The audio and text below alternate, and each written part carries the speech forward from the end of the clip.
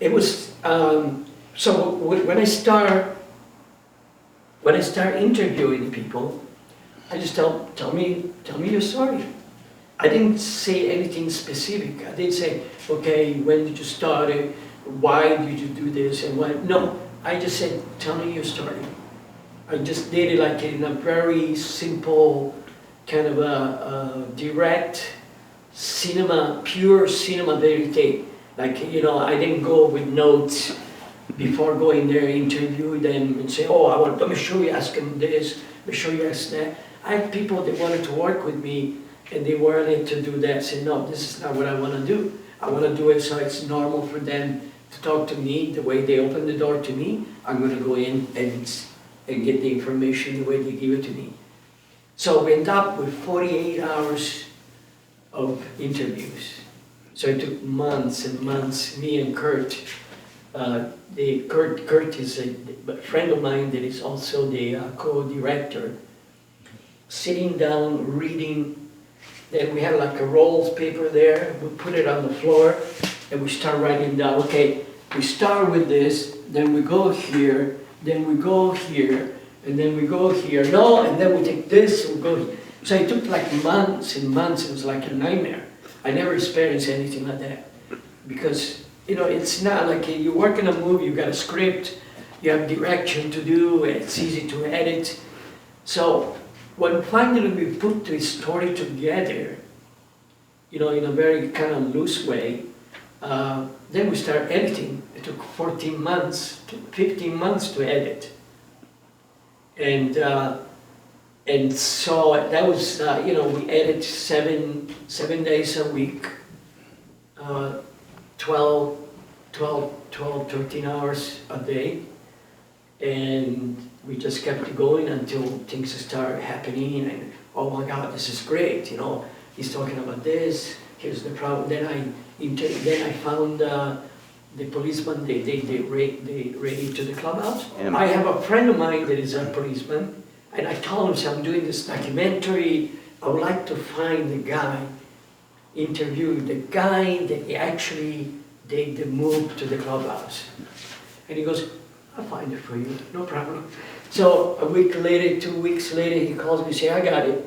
You know, his name is Carter.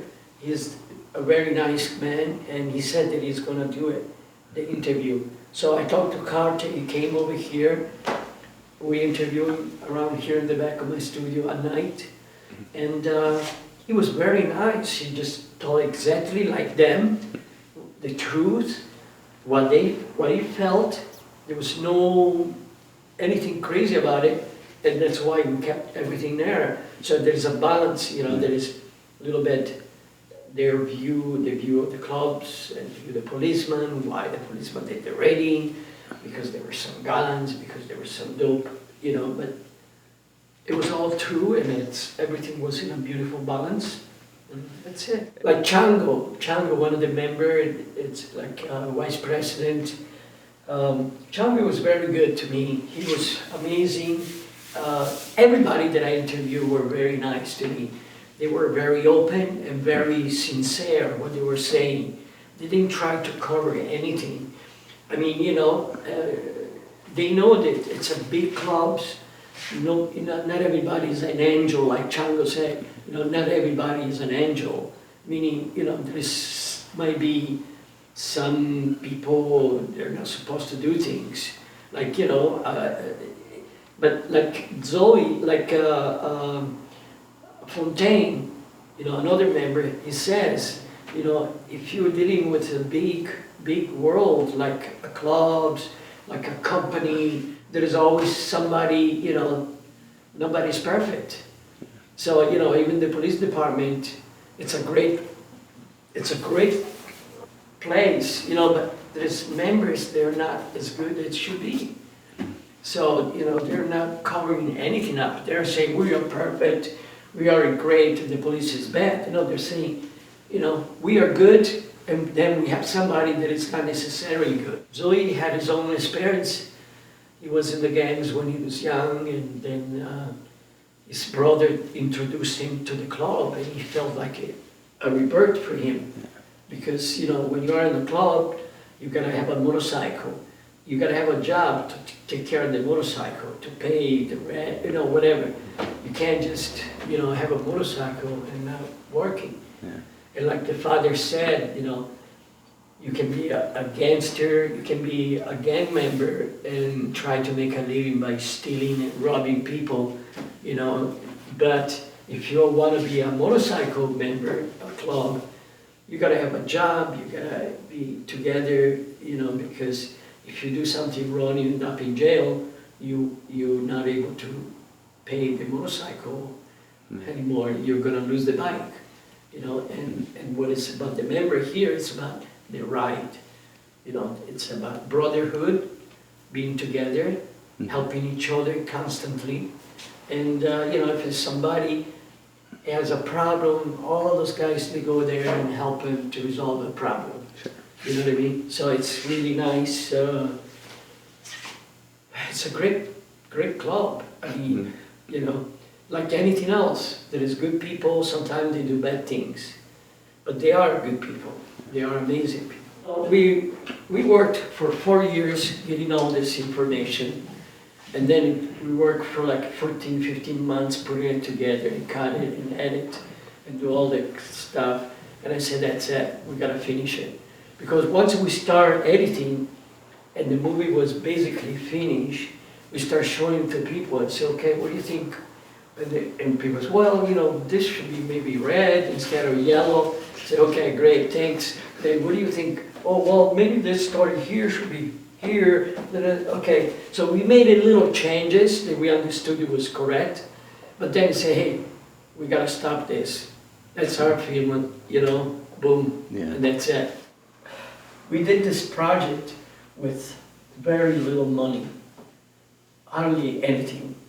All the friends that we had, they came over and did it. All the great, you know, camera operators that we use on films and all that, they all came and they were. But the problem was we needed to hire an editor. And that was like, that's where the money started coming knocking on the door. So I was lucky that I have a friend, he's a French, he thinks he's French, but he's really Italian.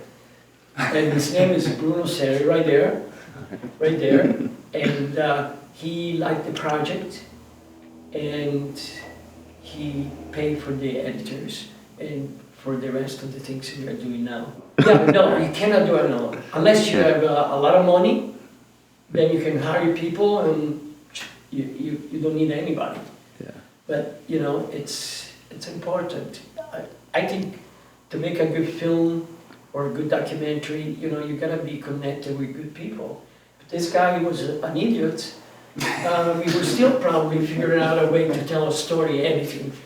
You know, but him and I and the editor, you know, we put up all this information on that roll of paper on the floor, and for nights and nights we were just moving things around. Tell him. Yeah, I mean, we went through about 10 editors before we got Jeffrey, and then we got him, and we basically rubbed it all out on the floor, walk on it, come in every day. Those are all notes. How to make the story, draft number 2. You know what I mean? Like, take a look here. Here, explain it to you. Yeah, we basically broke it down into scenes, because we had, when we filmed it, we had taken, we basically were filming, what, 4 years? 3.5, 4 years? 4 years. And we put everything into a pile. We had all of our footage. 48 hours of shit. Yeah, into a huge pile of mess, a complete mess. And so we just started cutting everything up in sections and topics, and then laying it out and trying to make a structure out of it. Before we had like a little notes on the wall like that, and then decided to put it on the ground. And then we said, okay, forget that. Let's write it down on notes here. So we had like a bunch of little books like this with all the different notes. You know what I mean? And then finally we were able to edit and to come to an end, because we could have probably worked another 2-3 months. Yeah, we could have gone on. We just needed to But we needed find it. we need to take a stop, you know, at one point. Pretty easily. We were both Yeah. just doing it at the same time. It was like whatever came our way, we would go at it, you know. I think he dealt with the club more, and I would deal with the footage, handling all of the, you know, the technical aspects of the footage and everything. And then It was a perfect combination because he understood what I want. I mean, 100%. I didn't need to say, nothing. We never had a discussion about anything.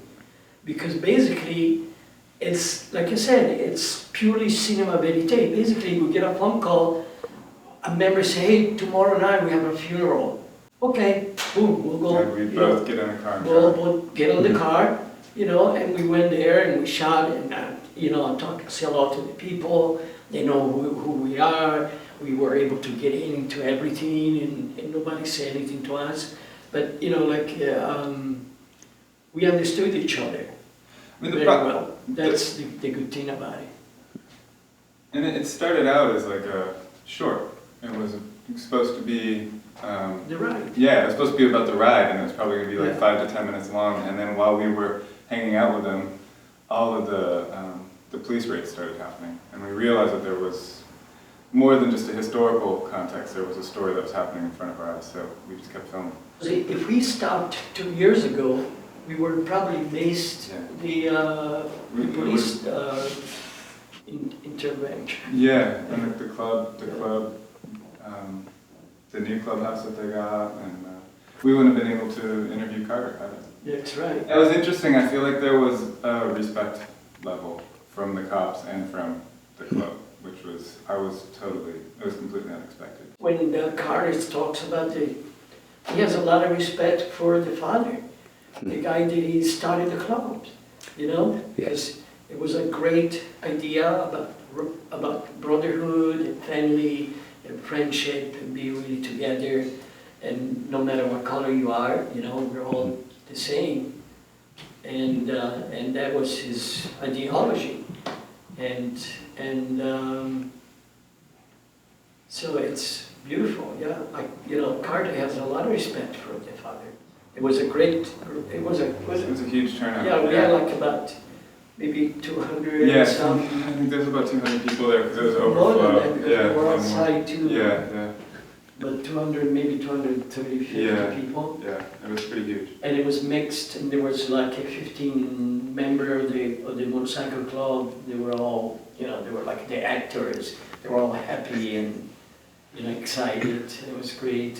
It was good. I was pretty nervous beforehand, honestly. And then once it started, everything kind of went away. And, you know, everyone was laughing at the moments where they're supposed to be laughing, and they were quiet when they're supposed to be quiet. So I felt like it was like hitting. Yeah, everything was hitting. Yeah. So it was good. Yeah. The other thing about what we did, we used so many cameras making this documentary. We used Nikon, Canon, Sony, Super 8 cameras. I mean, unbelievable. Yeah, we basically, because we were using so many different cameras and we were using older editing software, a lot of the content wasn't lining up properly, so we were having all these weird color shifts and different codecs weren't reading, and it was actually a total nightmare. It was a nightmare. Yeah, we didn't want to make like a stylized film. We just, whatever at the moment, we get a phone call, let's get, oh, I don't have a camera. Okay, just bring the still camera. Yeah. We did a lot of stuff like that because we didn't have the camera there. Yeah, So or we would just stills. bring like a recording device and just record the audio sometimes. Yeah, so it was, you know, it was really, I love it. I've been working with movies for 35 years, and I see big productions, trucks, and, you know, everything is organized, you know, and I said, this is not that. It's got to be coming out of the pockets at the moment. It was It was all right spread. at the moment.